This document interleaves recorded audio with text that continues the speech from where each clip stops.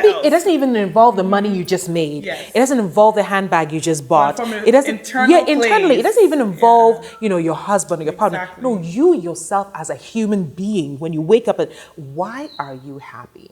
I also learned, because through my journey, even allowing the journey to take you somewhere is also a choice. It's also a choice. And the other thing is, you've got to understand, as life would have it, as nature would have it, we all get to different gates, different corridors, some of power, some of weakness. We all get to different, into the sunshine, into the rainy days, whatever it is, at different times. Get your life, 2020. Get with it. What are you doing? What else are you going to do except get your life?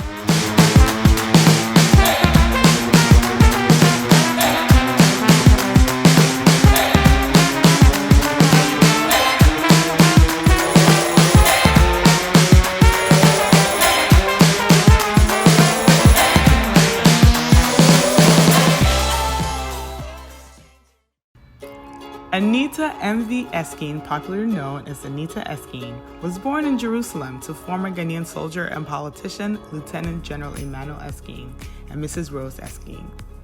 She is a bilingual English and French Ghanaian broadcaster, professional compere, TV series and voice actress, and girls' education advocate.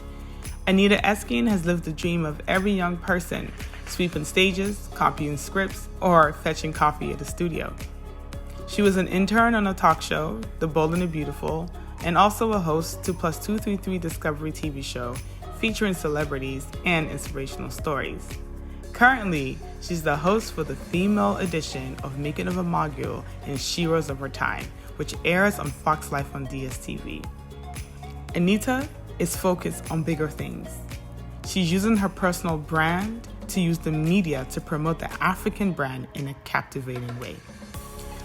Join me for a special episode of Get Your Life 2020 while I get personal with Anita Erskine to discuss the act of reinvention and being versatile. Hello everyone, Nana Konamah here, and as always, I'm helping you find your authentic self. Today we have a very special guest. I can't wait to get into this conversation. Love this woman. She is a woman-empowered advocate and just has had such a long career working hard in the media space. I've loved to watch her from afar, and now I get to sit next to her on a couch for conversations. So for Get Your Life 2020, we are in conversation with the illustrious Anita Erskine. Is it Erskine or Erskine? Erskine. Right the first Erskine. Okay, so I got Erskine girl. I love it. I'm looking for my Ghanaian name. Issy Erskine, I don't know. Issy? We'll figure it out. We'll go with it. We'll go with it. Okay. Hi, Anita. Thank you so much for being here. I can't wait to get into this conversation with you because when we first approached to talk about this, or to talk together, what we wanted to do was really go deep. We know your story, but give us a little recap. Okay, well, my story is really boring. African girl, born in Jerusalem, just because my father was working in the Middle East. Maybe attracted to music first because I just loved to sing, and then attracted to poetry because I loved to write and I loved, the sound of my own voice. And eventually that kind of evolved into who I've become now. I am a book fanatic. Unfortunately, not so much as you. If you could only see, I thought I was bad, but this one, so love to read, love film. I only started acting a few months ago. And it's so funny. I mean, when I was presented with the script, I asked myself if this is what I really wanted to do. I said, yes, why not? Because I have, I'm a melting pot of anything that requires loving culture and loving expression at the same time. Oh, wow. So that's a summary of who I am. I love it. I love it because did you ever get the whole you talk too much as a kid? Oh, always. I mean, it's so funny because when you and I spoke, in preparation for this episode, and you were saying, trauma. I mean, when you use the word trauma, you think the first thing is, something that happened to you, physically, which is also, which also qualifies. And then you also have to think about words. Oh my gosh. And many traumatic experiences with words spoken at you. So words like you talk too much, we're too known, you know what I'm saying? That sort of thing. And yeah, I got it quite a lot. And I got that too, about being too straightforward or too, like being very young and having very strong opinions and having too much to say. And so I really do connect with that. Yeah. And reaching puberty and putting on weight and like everybody being on alert when you want to eat something. And it's like, come on, can I not? Can I just eat? Can I just enjoy what I want to enjoy? Yeah. And I remember there was, I grew up in a very Christian home. My parents used to watch like TBN in the States, which is, they have it in Ghana too. Of course. And there was one preaching, I think it was Pastor Paula White.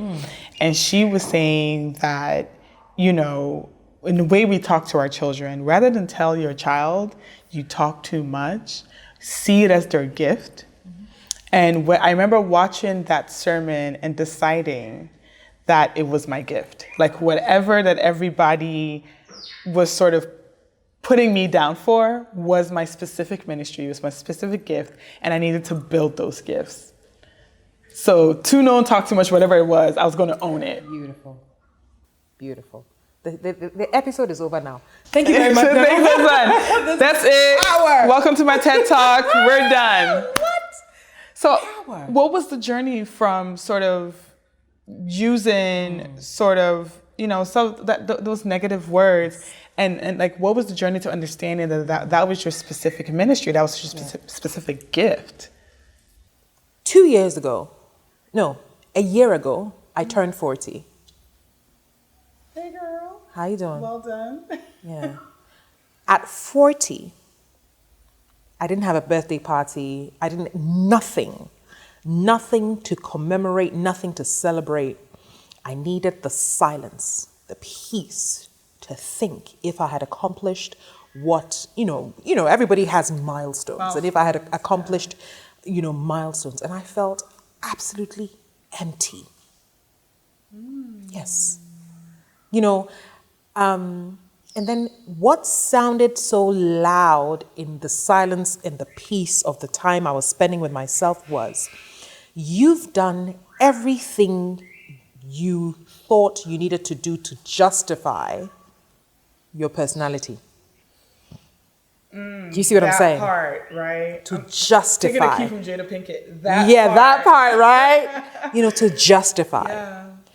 Nothing you have to prove.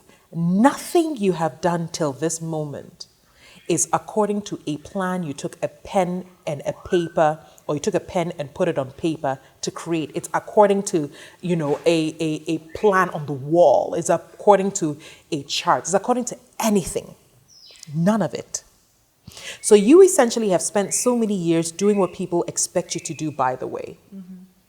How about you start doing what you expect yourself to do? Where's Anita in all Where's Anita in the mix? Yeah. So the answer to your question is, only a year ago did I start saying, okay, what am I going to use my voice for?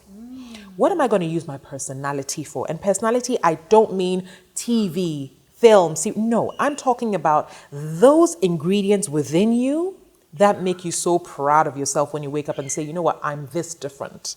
What are you going to do what are you going to use the whole package for? That is that moment. That is the moment I figured out, wow, so you do have a voice and you can use it in this way that pleases yourself, not the next person who is thinking that you are so good, you should be put in this particular corner. Or you're so good, it would be amazing to have you do this. And you're so amazing, I think you should do this. Press the pause button. I love that you said that everything you've done, you realize everything you did up to that moment was to essentially justify who you are. And I think it's very interesting how we build entire personalities around sort of like what gets told to us from a very young age. So you being told, you're so chatty. So like you spent your entire life proving that it's okay, I can meet you. Like, I'm going to use it for, yeah. Exactly. And now turning 40 and saying, you know what, like, I'm going to take a break from like what everybody else needs me to do and focus on how I show up in my own life. That's it. And that's the scary part. Ooh, that's it. We're done. Episode done. We're finished. Y'all know what y'all need to know. The scariest part. Let's talk about why that's scary. Comfort is a good thing. There's nothing wrong with thriving in your comfort zone. There's nothing wrong with giving people what they want to see. There's nothing wrong with being a spokesperson for something or another.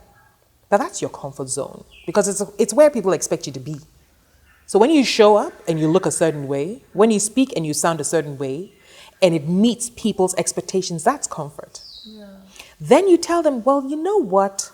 I'm not even comfortable giving you my degree of comfort. So let's just stop this for a while. And let me now recalibrate. Let me now change what the tone of my voice is. Let me now change what the sound of my logic is. Let me now change when and how you see me or when and how you want to see me. When I started doing that, particularly from social media, oh, Nana, what has happened? Sis, are you okay? Are you there? And even fans, oh, I love the fans. We are worried about you. And I said, there's nothing to be worried about. Silence is the most powerful tool from two sides of the divide. It's powerful if you're being victimized, and it's powerful for the aggressor. But if you move yourself away from victimization and you want to use silence to really center yourself, it's powerful when you block everybody out. And how do you do that now in this day and age of the Twitters, the Facebooks, the Instagrams? Like a lot of people will argue with you to say that it's almost impossible. It's hard to create silence. About 6 months ago, I had fibroid surgery. And in the midst of sort of healing and coming out of that, I turned my phone off for 3 weeks. And I sent a mass email out to everybody who typically I communicate with on a daily or weekly basis, including my husband. He wasn't very happy about that. And just said, if you need me, find me on email, but my phone is off. That was my way of going about it. But sort of how did you create silence? Or how do you create silence in this day and age? Because I literally have to turn off my entire phone to have that level of silence. Is the silence really the gadget? Or is it the mind? Oh.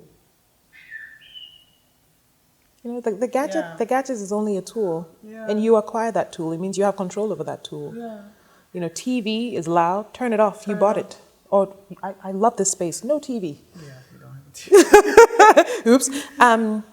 But I think that the silence is what you allow yourself to experience internally. Mm-hmm. And once you take control over that silence, however you want to use it, because, you know, the word silence is, you know, it has double meaning. So we must always be careful how we explain silence. Yes.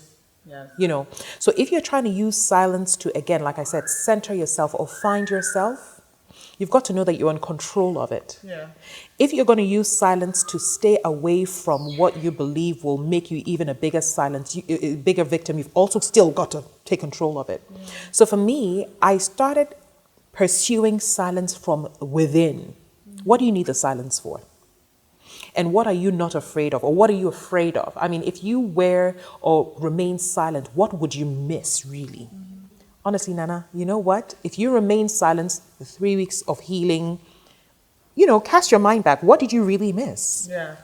You know? The irony, like, in fact, it was hard to get me back online because I got so comfortable with such, and I was so, and when I say it was the most mindful. Exactly. Because my phone was off, then other gadgets became less interesting. Yes. So I watched less TV. I was less inclined to just play around on my laptop. I was reading, I was leaving the house more. So you see? I went on hikes. Me and my mom we were hiking. Silence. And just... You know, and I love what you've just said, because silence doesn't necessarily mean I'm sitting in a dark corner and I'm by myself. You know, I'm exploring the other parts. No, silence just means I just want to close off this particular side of things and focus on that particular side of things. So, and it has to start from within. Like I said, a lot of my friends are like, hey, but your work. And I'm like, you know what? What am I really missing? I am the work. I am the business. Ooh, I am the work. Yes, I'm the business. And if I don't feel comfortable, Put that on a t-shirt, by the way. I'm the work, I'm the business. But if I'm not comfortable, if I'm no longer who I thought I was, and if indeed I owe it to an audience and people, men, women, young people, to inspire them the way they say I do, if I don't find the silence and kind of reconnect the dots, then I will mislead whomever it is that's following. I will. That's an important message that I think sometimes I see is lost in people who are public facing, Yes. especially in our community. I mean, I'm not trying to bash anybody, but I think that not taking time to really rework what's here in like the justification being, well, I need to be seen amongst people are looking to me to do this and do that. The question is, but how effectively are you really doing that if you're not sort of like really holding it for yourself? Well, let me put it this way. I think we're all different. Yeah, okay. And I think some people are excellent at keeping it going, back to back to back, up, down, in, out, Ghana, Nigeria, South Africa. Some people have got the energy, the time, the ability to do it without blinking an eye. If I ever wanted to be like someone else, that would be the losing of me. So because I cannot do it, I can only speak for myself and say, you know what, back to back, every day, round the clock, I cannot. And then the other thing is you've got to understand, as life would have it, as nature would have it, we all get to different gates, different corridors, some of power, some of weakness. We all get to different, into the sunshine, into the rainy days, whatever it is, at different times. Yeah. So I think whomever it is that may seem as going back to back may one day also say, you know what? I also got to that point in time in my life when I had to find my silence in order to connect with, you know, what's on the inside. Sometimes it's life that does. I mean, sometimes it's marriage does it, school does it, childbirth does it, surgery does it, kind of change career paths does it. You know, so different things happen to us at different times. The only thing I fear, if you are close to me, a woman, a man, whatever it is, the only thing I would fear for you is your inability to find yourself because of fear that if you did, you would lose everything that comes with it. You mentioned public figures. I say it happens to absolutely everybody. Yeah. So even if it is in a marriage, you know, there are times when it's like, okay, I really need this weekend away. No, I don't say we. I say me, so you need that silence. You know, so I think it happens to everybody at different times, in different ways, and for different reasons. And how are you building it? Because I'm sure there are people who will watch this episode and say, okay, how, right? Yes. I am mothering, right? Whether it's a child, a home, whatever the case is, I am mothering. I am partnered with somebody, whether I'm a wife, I have a responsibility to someone else. I have a business or numerous businesses. I'm, in our culture also, we stay connected to family. So I still have responsibility to my parents, my aunties, my uncles, my grandparents, my siblings, my village, whatever the case is. How am I, one, on a very strategic level, how am I able to create that space for myself? You mentioned just saying, okay, no party, like, you know, that is a strategic move, saying, okay, I don't want to party this year, I kind of just want to think. So we've covered a little bit of that. You also mentioned, okay, if I have to be like being someone else at the expense of not being myself, right? But somebody's watching this and they're possibly going to be asking, but how? How? I get the whole, okay, she turned off her phone, she didn't have a birthday party. But really letting go, like, can I really let go of that expectation that is put on me by all the different roles that I'm playing? I think it's unfair to say yes. you can let go. No, so it's completely unfair to say that. Yeah. Because again, I mean, I am never going to tell any woman or man, well, especially women, that, oh, you know what, at a point in time in your life, you need to pause and no, I'm not. Because there are also major milestones in my life that led me to that summit. So it's really about allowing. Hey, I'm telling you, you've got to let the journey lead you somewhere. But then I also learned, because through my journey, even allowing the journey to take you somewhere is also a choice. It's also a choice. You know, there's a power. I think we're all born with the ability to listen, internally or externally. I mean, some people, our brothers and sisters who don't necessarily who are hearing impaired, you may argue but everybody has the power to listen. Your body tells you things, and if you don't stop to listen, it's like you feel like a twitch in your second toe. And suddenly it occurs to you that, wait, I've been feeling that twitch for the last 2 weeks. There is something wrong, or your eye or whatever it is. We are all born with that innate ability to listen to what is happening in our lives. But we're not all born with an ability to listen to what is happening around our lives. So when people start saying, let's just use my weight gain as an example. I've been big and then really tiny and then big again. And then now that I'm older and now that I know where I want to go and who I am, I'm listening to what my body is saying about how it feels being this size. How my body is feeling about what my body is saying about how it feels dressed in a pair of jeans. And it's not, this whole thing we're doing, it's not one size fits all.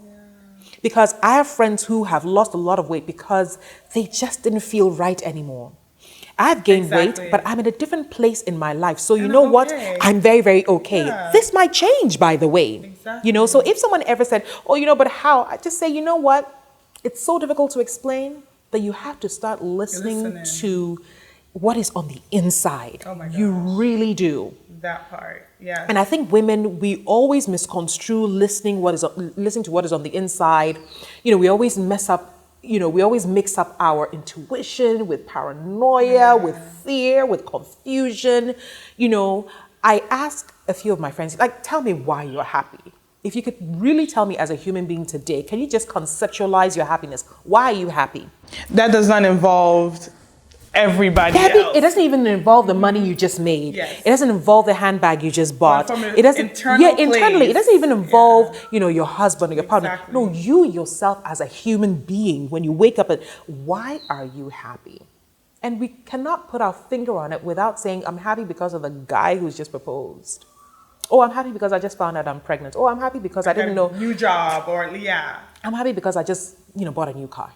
Not to say you shouldn't be happy with those things. Be happy. But can we actually talk about what makes us happy, why we're happy? Yes. Without mentioning the anything else things that are happening. So what my happiness is, if I put it into context, what my happiness is discovering what I wanted to use my voice for.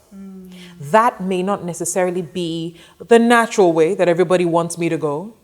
It may not necessarily be the glitz and glamour that everybody wants me, or everybody says, I should have because I'm on TV or I'm on radio. It might just be me wanting very quietly to help some community somewhere up north. And that is my true happiness. Without cameras on that could be my true happiness. And it's happening to me now. I love it. It's really happening to me. And you've got to ask yourself, if this is really where you want to be. That's the danger. I can tell, because the inner glow, I think there's nothing more beautiful than the inner glow. But I think what people sometimes, I struggle sometimes, with these conversations because I know my journey. I know what's gotten me here. I know that, 5 years ago when I had literally a nervous breakdown, which I was functioning through, the people in my life probably didn't know that I was literally breaking down when I was breaking down. Because I was showing up to work on time, I was doing all the things, I was ticking all the boxes, I was following a very prescriptive way of living, and I was still showing up. but I could not tell you that I was happy. There wasn't joy in my life, but I was moving towards something prescriptive of what I thought needed to be done. But then when I started doing the work and I realized that, so this is what the inner glow is, and what you're describing is the inner glow. The inner glow. And I think our fear of telling each other what the inner glow is, telling your audience, telling whatever, is we fear that we'll be judged wrongly because we are in the 21st century. And, happiness is fitness. Happiness is health. Happiness is wealth. Happiness is popularity. Happiness is 500,000 followers on Instagram. Right. It's totally prescriptive. Yeah. Your happiness can truly just be that one thing you discovered makes you comfortable without judgment. That part. Completely comfortable in your skin. In your skin without judgment. Not from parents, not from siblings, not from children, not from, husbands, not from wives. That thing. So when you find that thing and you master the courage and build the ability to tell everybody to stop, then you find yourself and then you pursue true happiness. And when I was, so it was one session I had with my therapist one time, and I was complaining about the people in my life and how they wouldn't let me be great. That's how I was characterizing it, saying, well, I would go on to be this if my parents had allowed me to explore this side of me, or I would be doing this with my life if everybody around me was in agreement with it. So she asked me some very critical questions. Why do you need them to be in agreement with it? I was like, but she said, the interesting thing is that you and only you can be the carrier of your own vision. So if your entire life is then about sort of your happiness, your comfort with self, your acceptance of self is based on how others accept you, you're never going to get there. But if you want to carry your own vision, like you said, be able to look at everybody dead on and say, boom, boom, this is my experience. If you're not able to do that, one, you're never going to get it for yourself. And two, nobody's ever going to respect it. So it's kind of like a chicken and egg thing. We complain and say, well, everybody is in my space. But I realized that when you self-accept, the people in my life had no choice but to accept who I was growing into as well, because I was in a place of total self-acceptance. I was reading an article about a young, now grown, full-grown man actor who grew up or who was a child actor, discovered by Disney at a very young age, literally grew up in front of our eyes. Yeah. And somewhere, sometime, there was a huge disconnect between his youthful pursuit for celebrity and wealth and he kind of discovering that he was growing up, he needed to change his audience. All of that, very, very muddy space. But he described something. He said, listen, it's as simple as this. When you are young, decisions are made for you. And sometimes the decisions are so deeply rooted that you can't just yank the tree, because the moment you yank the tree, all the branches, all the leaves are truly affected, because you are the tree, you are the trunk, you are the roots. But the problem with that is, so the branches are growing a lot more, many more trees, and the trunk is just bending. Because it can't take that many. And that's what happens to most of us. When the decisions are made for you, or when you make the decision because you think, if I do this, he might propose. If I do this, I might get a promotion. If I do this, I might just, fall pregnant. Whatever your ifs are, when it's so conditional, when it is really based on what someone expects of you, the tree trunk eventually bends till it literally breaks. So it won't stop living. It'll just stop being iconic. Wow. And that's what happens to most of us. Yeah. It's like, so the expectation is that, oh, you're going to continue doing this. Oh, and people are going to always come to you because you are this trunk. And people, so for me, my ability to continue growing my tree and wanting my tree to be this strong, large, grand baobab that not only produces the sweetest juice, or not only creates the cooler shade, was to say, you know what? Let's stop for a minute. Which baobabs do. Yes. They pull in. They pull in. When there's not a lot of water, they keep all the water in, and then when it's time to release, the leaves again and go green again. Perfect. That's it. And it's difficult. Again, let me reiterate, let me repeat. The process is extremely difficult. Excruciating. It's excruciating. Physically, mentally, financially, spiritually, because it's like, yeah, what's happening here? Hey God, I mean, what was this?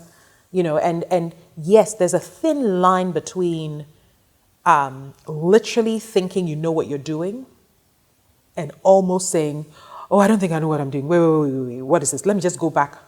But if you revert, or if you turn around, if you reverse, I think it's generally the undoing of everything you even started the journey on, or every reason you started the journey from day one. But how do you keep going? You keep going with vision. Mm-hmm. There has always been a vision. There has always been a desire, and it's innate. It's deep within me. For me, the keep going for me was, when you come back, it's got to make sense. Your responsibility isn't only to yourself. It's to other people whom you've been blessed enough to be an inspiration to.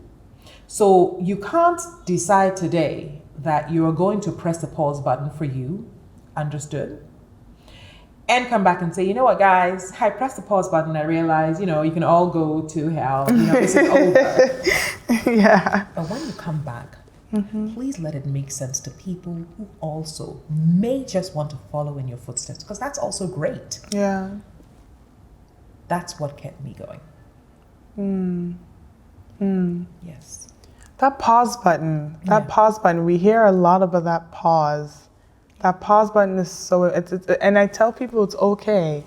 And, we just had a conversation before we started shooting, and you said, it dawned on you that I can have a deadline right now, or I can have a deadline 2 weeks, 1 month down the line, and like really I haven't missed anything. Yes. But is that courage to say that also comes with vision, doesn't it? You have to have vision. You can't process this, or you can't create this in an empty vacuum. Doesn't work. Yeah. So you have to be coming from somewhere to put it into perspective. But most importantly, you have to be going somewhere to make it make sense. So I didn't press the pause button just because, and I'm tired and I want to take a break. No, I know exactly what my destiny, I know where I want to get to. It's in my mind's eye. Now it's written on a wall. It's written in a journal. It's written on my iPad. It's written on my phone. I know where I need to get to. But where I need to get to, as similar as it is to where I'm coming from, requires the real Anita, not the manufactured one. Wow. Not the one that can sit on shelves that you can buy. Yeah. But the one that is organic, the one that has grown organically. When you buy it, it'll last you a lifetime.